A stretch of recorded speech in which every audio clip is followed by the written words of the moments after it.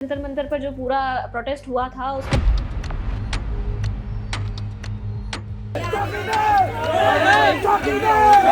विदेशी ताकतों से जोड़कर इन्होंने सामने रखा था। क्या मानते हैं? इनके विदेश मंत्री ने कहा कि विदेशी कोई इसमें इनके विदेश मंत्री का स्टेटमेंट है उसी कि किसी प्रकार की विदेशी फंडिंग की कोई सूचना या जानकारी नहीं है।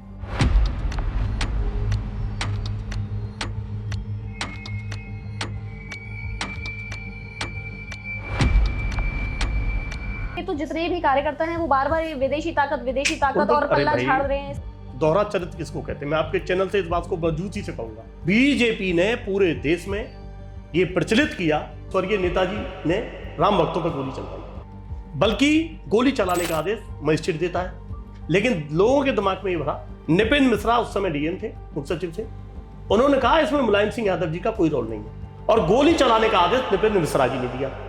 निपिन मिश्रा जिन्होंने राम भक्तों पे गोली चलाई, वो आज अयोध्या में निर्माण समिति का अध्यक्ष है, मंदिर बनवा रहा है राम का। जब अपने पे आई कि छात्रों पे गोली किसने चलाई, तो मन की गोली चलाने की गृह मंत्री जिम्मेदार होगा। तब बीजेपी के जितेंद्र सिंह, सुधांशु द्विवेदी, सारे अधिकारी कह रहे हैं गोली चलाने का राइट केवल मजिस्ट्रेट को होता है। मतलब आप करो तो लीला, हम करें तो पाप। जब अयोध्या में गोली चली तो नेताजी ने चलवाई, और दिल्ली में गोली चली तो मजिस्ट्रेट ने चलवाई। आज ये भी उजागर हो गया कि माननीय नेताजी को बदनाम किया था, और निपिन मिश्रा ने गोली चलवाई, वो मंदिर बनवा रहा है। तो ये बीजेपी वाले खुद ही थूकते हैं और खुद ही चाटते हैं। 20 जगह मैंने देखा हुआ। आज आपने मतलब ये सिद्ध कर दिया कि पैलेट गन चलाने के आदेश ऊपर से नहीं थे। नहीं, मैं नहीं कह रहा हूं, वही तो कह रहे हैं ना। जब अगर ये कानून अमित शाह आपको डिफेंड करने के लिए आप इस तरीके की बात कर रहे हैं, मैं क्या कह रहा हूं? अगर अयोध्या में नेताजी ने आदेश दिया गोली चलाने का, तो फिर दिल्ली में भी अमित शाह ने दिया, अमित शाह इस्तीफा दें। अगर अमित शाह ये कहते हैं कि मेरा कोई रोल नहीं, गोली चलाने का अधिकार मजिस्ट्रेट को है, तो इसका मतलब माफी मांगो कि नेताजी को बदनाम किया था, गोली चलाने का आदेश निपिन मिश्रा ने दिया था, जो नाम आपका अध्यक्ष है निर्माण समिति का। बीजेपी संविधान खत्म करने की बात करती है। इस देश का नौजवान संविधान को उंगली नहीं लगाने देगा। इनके विधायकों ने, सांसदों ने कहा था अब की बार 400 पार हुआ, संविधान में परिवर्तन कर संविधान खत्म कर देंगे। ये बात भगवान श्री राम को अच्छी नहीं लगी, उन्होंने श्राप दिया। और यही नहीं, जहां जहां भगवान राम के चरण पड़े वहां बीजेपी हारी, चित्रकूट हारी, रामेश्वरम हारी, अयोध्या हारी। मेरठ में तो वो भगवान केवल बेईमानी से जिता दिया कि राम के वो भगवान राम बने थे, अरुण गोविल, कि कम से कम चलो भगवान के हार गए, स्वरूप तो बचा रहे, तो उसको जबरन 6000 वोट से जिता दिया। वो तो बैग पैक करके चले गए थे काउंटी छोड़ के, हार गया था वो। नमस्कार, मैं शिवांगी चौधरी, आप देख रहे हैं हिंदुस्तान तहलका। देखिए, उत्तर प्रदेश में 2027 विधानसभा चुनाव को लेकर सरगर्मियां तेज हो चुकी हैं, सभी अपनी अपनी तैयारियों में जुट चुके हैं, और जनता के बीच में भी अपनी मजबूत दावेदारी जो है वो दिखाने के लिए गांव-गांव, शहर-शहर सभी लोग पहुंच रहे हैं। उन्हीं सब चीज़ों को लेकर हमारा भी इस वक्त लगातार सर्वे चल रहा है, जनता से बातचीत चल रही है, नेताओं से उनके मुद्दे जाने जा रहे हैं कि आखिर किन मुद्दों को लेकर वो जनता के बीच में जाएंगे। इसी बीच मेरे साथ में बातचीत करने के लिए इस वक्त मौजूद हैं समाजवादी पार्टी के नेता प्रदीप चौधरी जी। नमस्कार जी। नमस्कार प्रदीप जी, किस तरीके से इस बार तैयारियां चल रही हैं समाजवादी पार्टी की 2027 चुनाव को लेकर? देखो, पार्टी, हमारे नेता माननीय अखिलेश यादव जी लगातार 2022 से, जब 22 का चुनाव हुआ तो पूरे प्रदेश में हम लोगों की तैयारियां थी, क्योंकि समाजवादी पार्टी विकास के नाम पे, समाजवादी पार्टी स्वास्थ्य, शिक्षा के नाम पे चुनाव लड़ती है। समाजवादी पार्टी ने जो काम किए हैं, माननीय अखिलेश यादव जी का काम बोलता है। अलग बात है कि गुमराह करके कोई लोग, अगर प्रदेश में कभी व्यक्ति गुमराह भी हो जाते हैं, लेकिन 22 के बाद जब 24 का चुनाव हुआ तो अखिलेश यादव जी ने पीडीए का नारा दिया, और पीडीए के नारे की ये ताकत थी कि हम लोगों ने भारतीय जनता पार्टी के विजय रथ को उत्तर प्रदेश में हराने का काम किया, और केंद्र की सरकार जो फुल बहुमत की सरकार थी उसको बैसाखी पे खड़ा करने का काम समाजवादी पार्टी के नेता, हमारे नेता पीडीए के नायक माननीय अखिलेश यादव जी ने किया। इसी तरीके से उसी पीडीए के फॉर्मूले पर आज हम लोग काम कर रहे हैं, हम बूथ पे काम कर रहे हैं। हमारा एक एक कार्यकर्ता, हमारी समाजवादी पार्टी के नेता, हम सब लोग लगातार बूथ पे काम कर रहे हैं, अपनी योजनाओं के बल पे काम कर रहे हैं। जो 12 से 17 के बीच में हमारी योजनाएं थी वो धरातल पे थी। समाजवादी पार्टी ने, मैं मथुरा से शुरुआत आपसे करूं तो 2012 से 17 के बीच में जो विकास कार्य मथुरा में किए, आज 10 वर्ष हो गए बीजेपी उनको पूरा नहीं कर पाई। ये सब ऐसा क्या है? ऐसा मैं आपको गिना रहा हूं। समाजवादी पार्टी ने 1 से 2 किलोमीटर का 4 लेन रोड दिए, गोवर्धन से मथुरा, मथुरा से सौंक, सौंक से गोवर्धन, गोवर्धन से नंदगाम, बरसाना, बाया कोसी। काम चालू हो गया था, रोड बनना चालू हो गया था।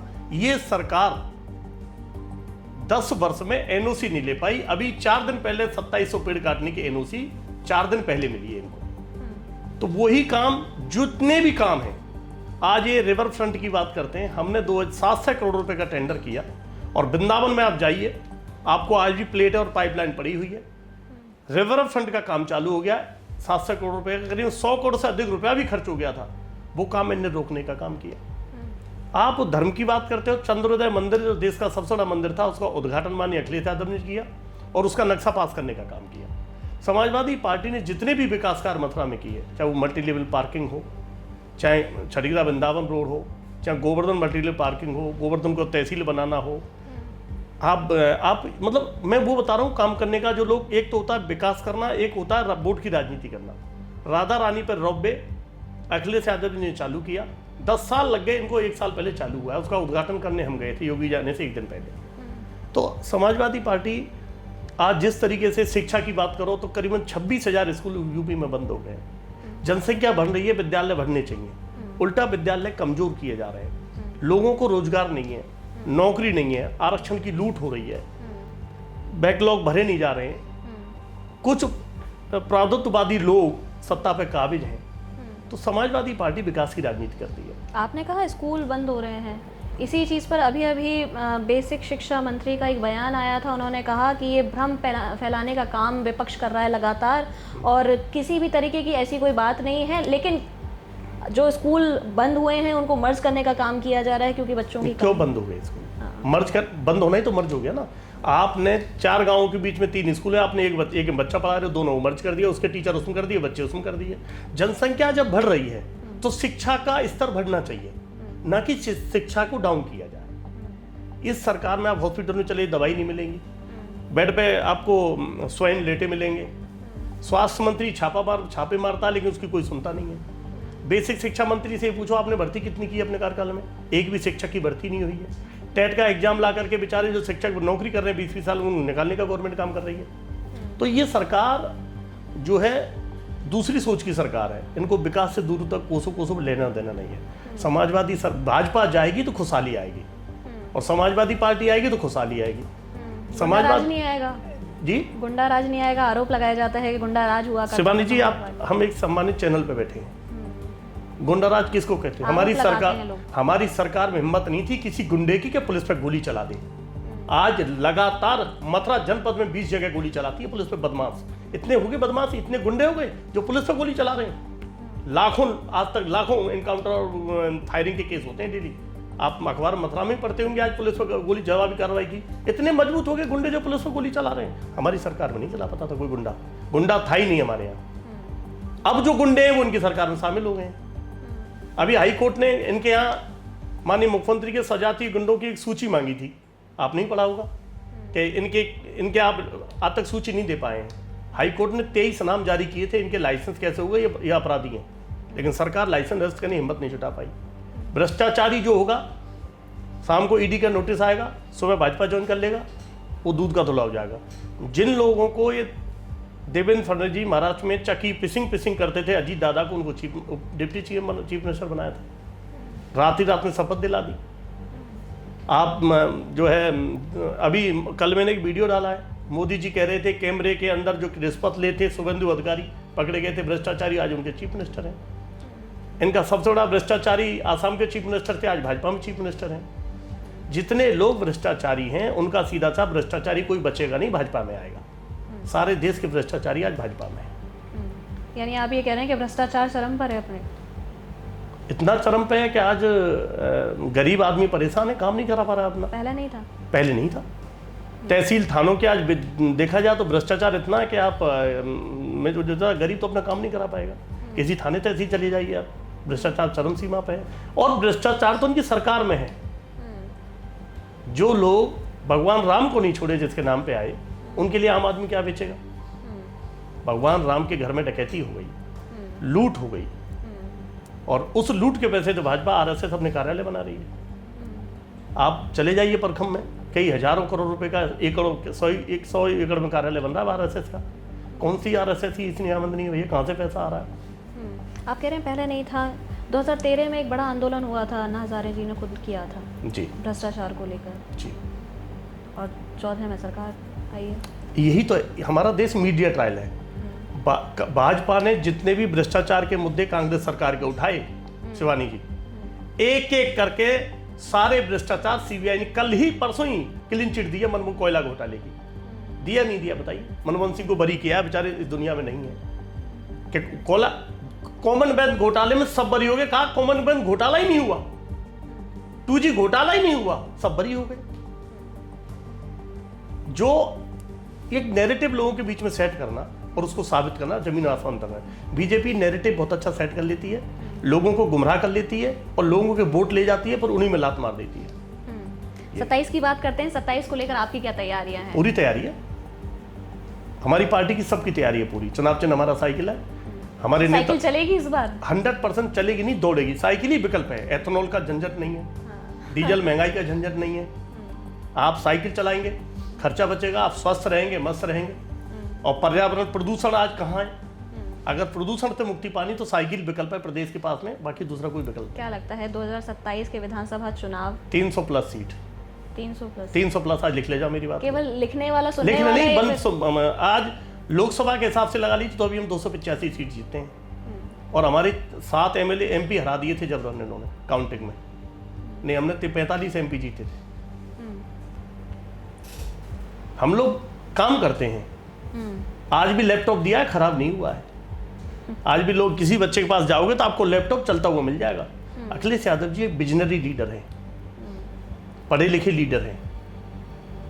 जब साइकिल ट्रैक बन रहे थे तो नीदरलैंड भेजा था लोगों को, जाके देख के आओ, जैसा नीदरलैंड में साइकिल ट्रैक है ऐसा यूपी में बनना चाहिए, और यूपी में बनाए। ये सरकार मेंटेन नहीं कर पाई। कन्या विद्याधन आवाज क्यों नहीं उठाई आप लोगों ने? नहीं, आवाज उठाते जब मेंटेन नहीं कर पाई, आपने कहा सरकार मेंटेन नहीं कर पाई और आपने आवाज भी नहीं उठाई। उनका विकास मुद्दा ही नहीं बीजेपी का। बीजेपी का मुद्दा वो करेंगे तो लीला है, दूसरा करेगा तो पाप है।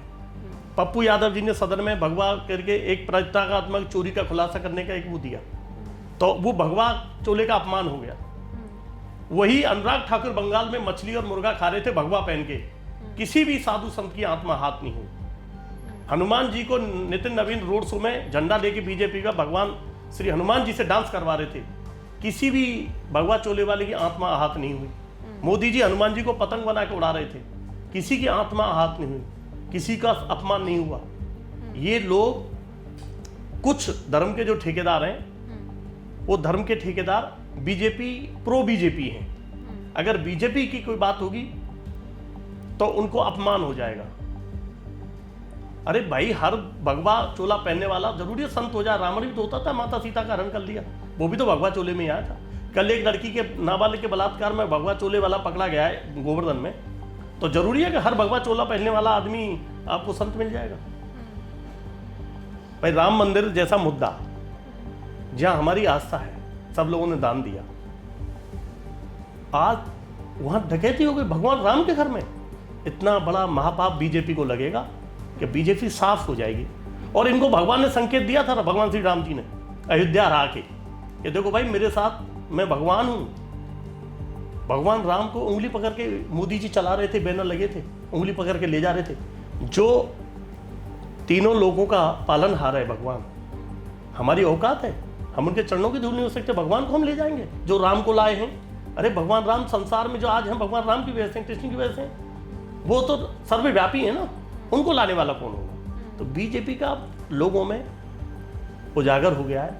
आज देश, सदन चल रहा है, प्रधानमंत्री हिम्मत नहीं जुटा पा रहे हैं सदन में आने की, अमित शाह जी गायब हो जा रहे हैं। प्रदीप जी, अभी अभी एक पोस्टर वॉर मथुरा में देखने को पूरे उत्तर प्रदेश में देखने को मिला था, और उसमें मुलायम सिंह यादव और अखिलेश यादव की फोटो लगाई गई थी। बड़े बड़े बैनर जो हैं सड़कों पर लगाए गए थे। बड़ा आक्रोश समाजवादी पार्टी के कार्यकर्ताओं में देखने को मिला। खुद अखिलेश यादव जी ने भी इस पर अपनी प्रतिक्रिया दी। हम लोगों ने मुकदमा लिखाया आईबी में जी, FIR दर्ज है। तो क्या मकसद क्या था?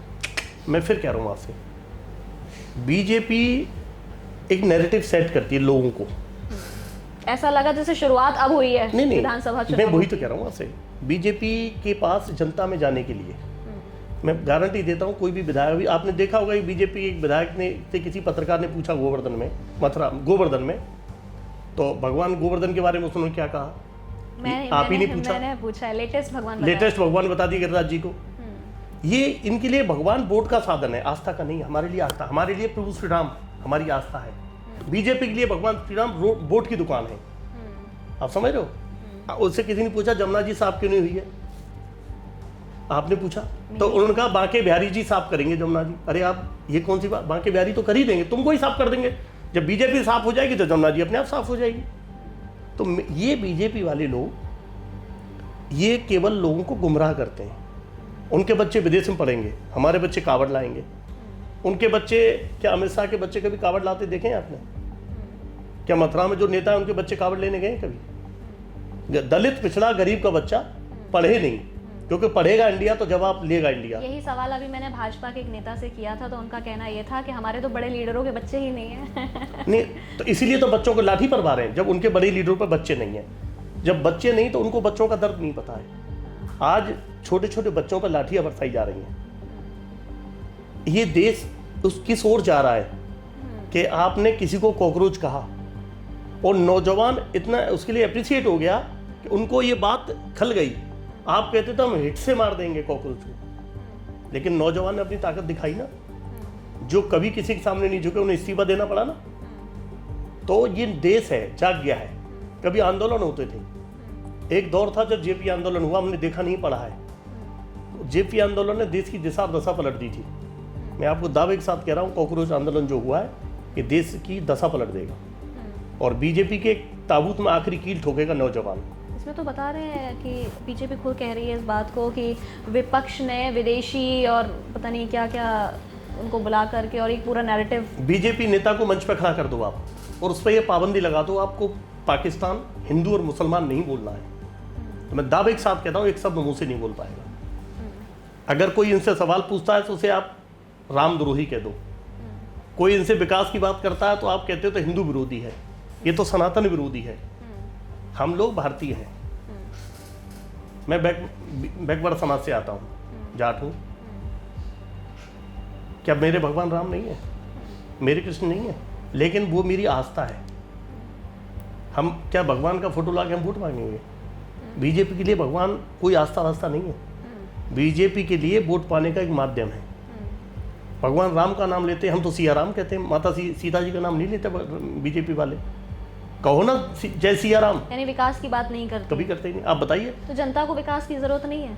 नहीं, जनता को जरूरत है। ये हमारा जो देश है धर्म की चाशनी में जैसे जलेबी को डुबो देते हैं ना, ऐसे बीजेपी ने देश को धर्म की चाशनी में डुबो दिया है। कब तक? नहीं तो अब तो आंखें खुल गई ना। तो इस बार रिजल्ट मिलेगा? 1000% रिजल्ट मिलेगा, आप नोट कर लीजिए। यानी अयोध्या में जो हुआ 400 है, पार की जो बात करते थे, 400 पार की बात करते थे ना, भगवान राम ने कहा इनको घमंड हो गया, इनको यहीं से हरा के भेजूंगा। और यहीं से नहीं, बनारस बच गए थे, प्रधानमंत्री थे, बस बच गए। और वो भी माननीय अखिलेश यादव जी की कृपा से।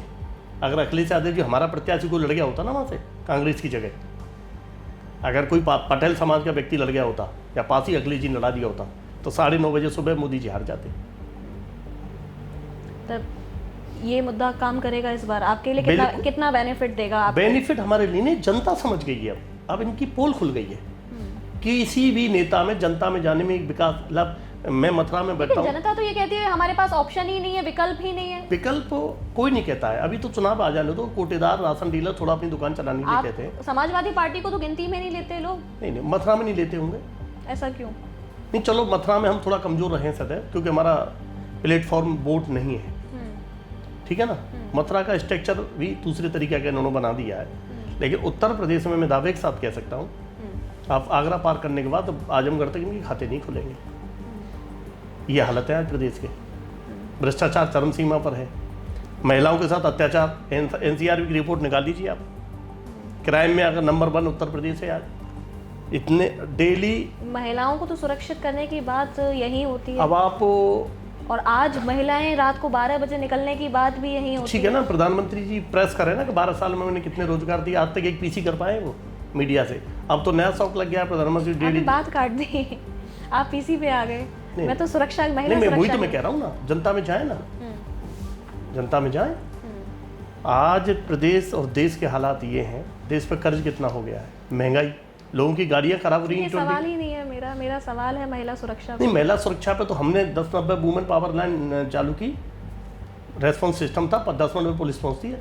एक नाम बदलने से थोड़ी कुछ होता है। 100 नंबर अखिलेश जी लाए थे, पूरे देश में रेस्पॉन्स सिस्टम 10 नंबर पुलिस पहुंचती थी, इन्होंने तो उसको डाउन किया। तो अब यही इसी बात पर मुझे याद आ जाता है कि आज भी लोग कहते हैं कि डी गेट वाला जो एरिया था, मथुरा की बात करूंगी, कहीं और की तो नहीं कर रही, कि डी गेट वाला जो एरिया था वहाँ लड़कियां निकल नहीं सकती थी, महिलाएं निकल नहीं सकती थी। बता दीजिए, आप भी वहीं रहती हो जन्मभूमि के पास। उस समय की बातें कही जाती, आपने ये महसूस किया कभी? उस समय कही जाती कहने वाले? हाँ, मैंने महसूस किया। कभी ऐसा नहीं था, कभी ऐसा नहीं था। और आज वहाँ से खुल के निकलते हैं। ऐसा नहीं है, रोज लूट हो रही है, रोज महिलाओं के साथ घटनाएं हो रही हैं।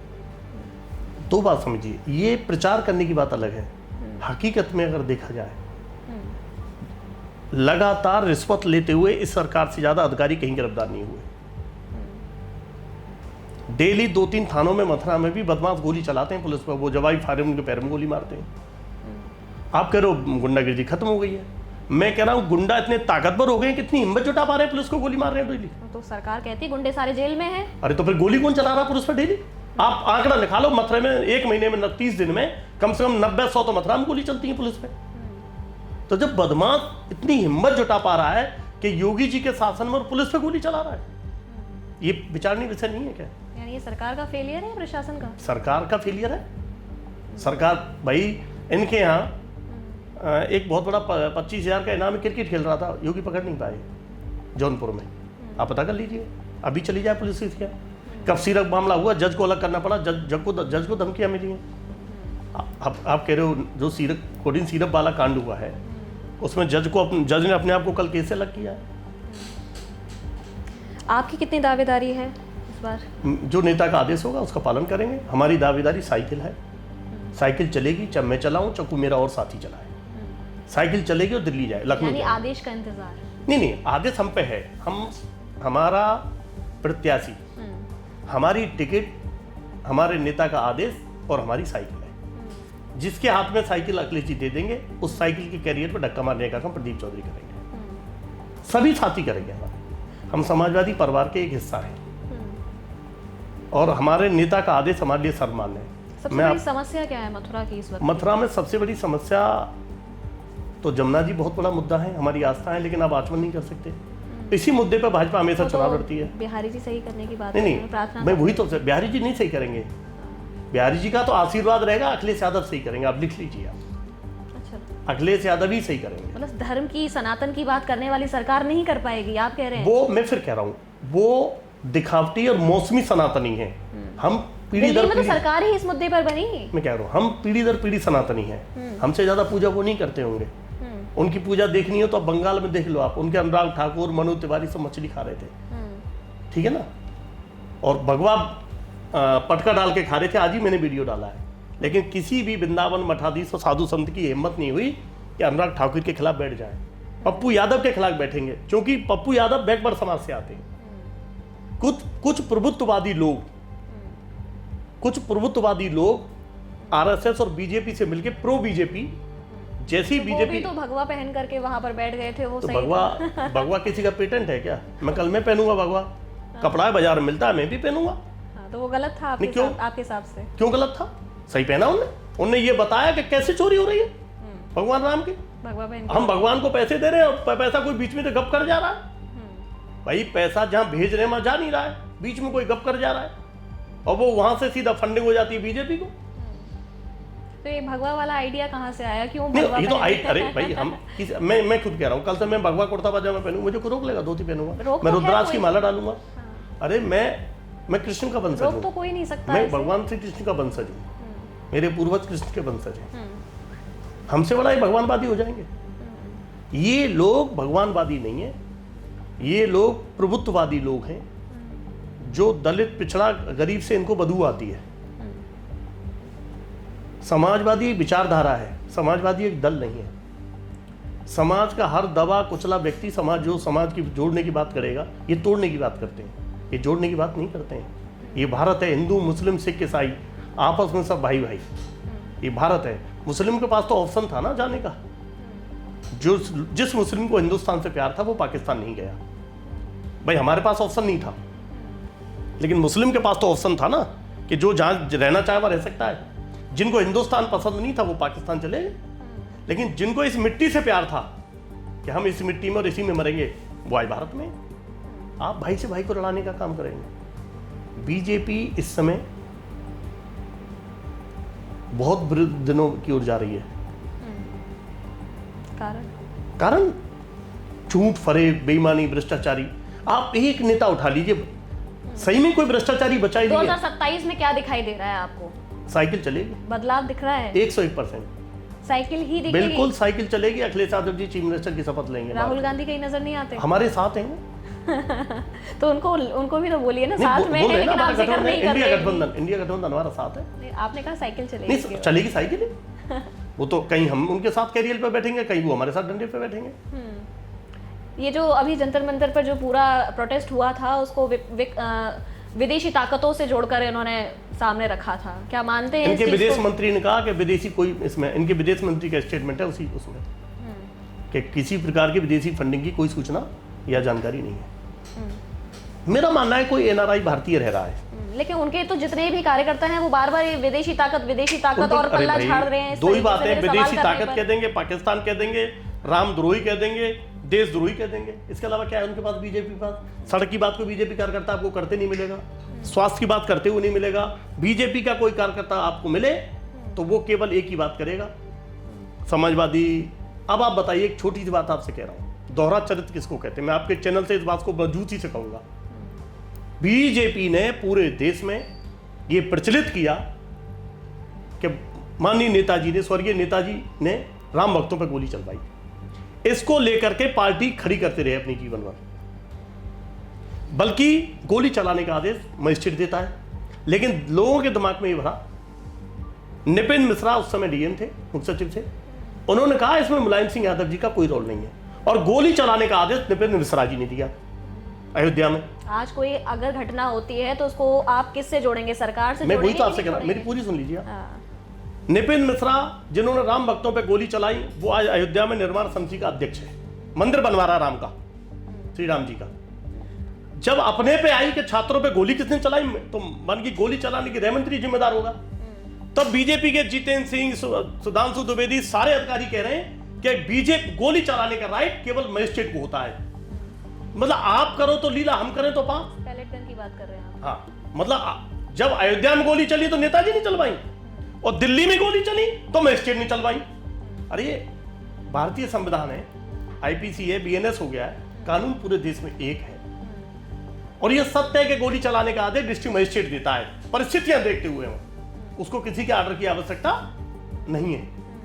आज ये भी उजागर हो गया कि माननीय नेताजी को बदनाम किया था, और नितिन मिश्रा ने गोली चलवाई, वो मंदिर बनवा रहा है। तो ये बीजेपी वाले खुद ही थूकते हैं और खुद ही चाहते हैं। 20 जगह मैंने देखा होगा। आज आपने मतलब ये सिद्ध कर दिया कि पैलेट गन चलाने के आदेश ऊपर से नहीं थे। नहीं, मैं नहीं कह रहा हूं, वही तो कह रहे हैं ना। जब अगर ये कानून अमित शाह आपको डिफेंड करने के लिए आप इस तरीके की बात कर रहे हैं। मैं क्या कह रहा हूं, अगर अयोध्या में नेताजी ने आदेश दिया गोली चलाने का, तो फिर दिल्ली में भी अमित शाह ने दिया, अमित शाह इस्तीफा दें। अगर अमित शाह ये कहते हैं कि मेरा कोई रोल नहीं, गोली चलाने का अधिकार मजिस्ट्रेट को है, तो इसका मतलब माफी मांगो कि नेताजी को बदनाम किया था, गोली चलाने का आदेश नितिन मिश्रा ने दिया था, जो ना आपका अध्यक्ष है निर्माण समिति का।